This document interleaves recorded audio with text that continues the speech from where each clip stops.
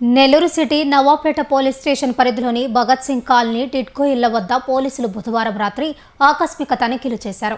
ASP దీక్ష, పలువురు సీఐలు, ఎస్ఐలు ప్రతి ఇంటిని క్షుణ్ణంగా పరిశీలించారు. సరైన పత్రాలు లేని 20 బైకులను గుర్తించారు. వాటిని సీజ్ చేశారు. అనుమానాస్పద వ్యక్తులు సంచరిస్తే పోలీసులకు సమాచారం ఇవ్వాలని కోరారు. నవాపేట టిట్కో నివాస ప్రాంతాల్లో పోలీసుల తనిఖీలు ముమ్మరంగా సాగాయి. ఏఎస్పీ దీక్ష నేతృత్వంలో పలువురు సీఐలు, ఎస్ఐలు మరియు భారీ పోలీస్ బలగంతో భగత్ సింగ్ కాలనీలో కార్డన్ సెర్చ్ నిర్వహించారు. అర్ధరాత్రి సమయంలో ప్రతి ఇంటిని క్షుణ్ణంగా పరిశీలించిన పోలీసులు అక్కడ నివసిస్తున్న వారి వివరాలను అడిగి తెలుసుకున్నారు. ముఖ్యంగా వాహన తనిఖీల్లో భాగంగా రిజిస్ట్రేషన్ పత్రాలు, డ్రైవింగ్ లైసెన్స్ లేని 20 ద్విచక్ర వాహనాలను గుర్తించి పోలీస్ స్టేషన్కు తరలించారు.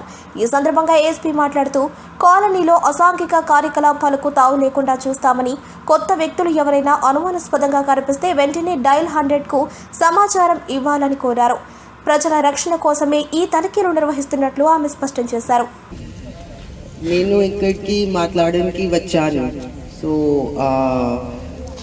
విమెన్ అమ్మాయి భద్రత నా ముఖ్యమైన, చాలా ముఖ్యమైన కాబట్టి నేను డ్రోన్ పెట్టాము, ప్రాపర్గా సోదా చేసాము, అన్ని వెహికల్స్ చెక్ చేసాము. సో ఒక్కసారి సో ఈరోజు నవాపేట పోలీస్ స్టేషన్ లిమిట్స్లో భగత్ సింగ్ కాలనీలో టిట్కో హౌసెస్ దగ్గర కార్డన్ అండ్ సర్చ్ ఆపరేషన్ చేసాము. ఈ ఆపరేషన్లో 60 మంది పోలీస్ సిబ్బంది పార్టిసిపేషన్ చేశాము. తర్వాత 2 స్పెషల్ పార్టీస్ పార్టిసిపేషన్ చేశారు.